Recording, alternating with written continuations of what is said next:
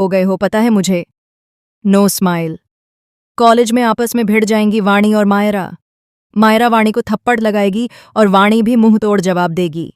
Serial यह रिश्ता क्या कहलाता है का आने वाला ट्रैक बहुत ही जबरदस्त होने वाला है।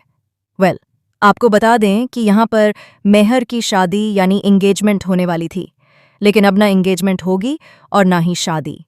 क्योंकि भाई, मेहर तो कभी किसी और से शादी क्या, किसी से प्यार करने का सपना भी नहीं देख सकती।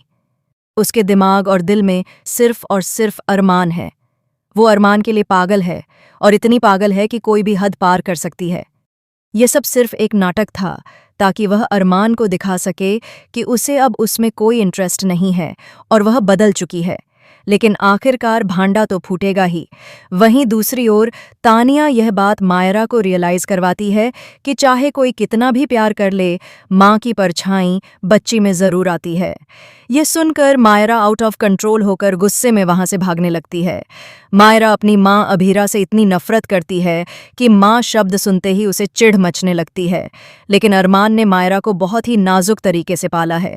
उसने अपनी बेटी को कभी यह एहसास ही नहीं होने दिया कि उसकी कोई माँ भी थी या आज भी जिंदा है। मायरा अपनी माँ को मरा हुआ ही मानती है।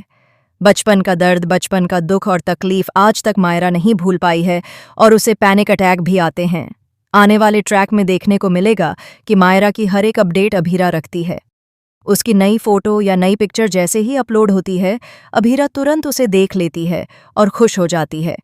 वहीं अभीरा ने अपनी दोनों बच्चियों के लिए दुआ मांगी है कि वाणी का भी उसी कॉलेज में एडमिशन हो जाए जिस कॉलेज में अब मायरा एडमिशन लेने जा रही है। जी हाँ, अब वाणी और मायरा, जो बचपन से एक दूसरे की दुश्मन बना दी गई थीं, अब आमने सामने आएंगी।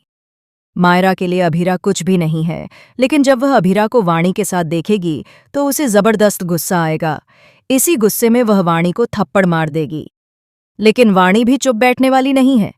वह इस थप्पड़ का जवाब देगी और मायरा का हाथ पकड़ लेगी।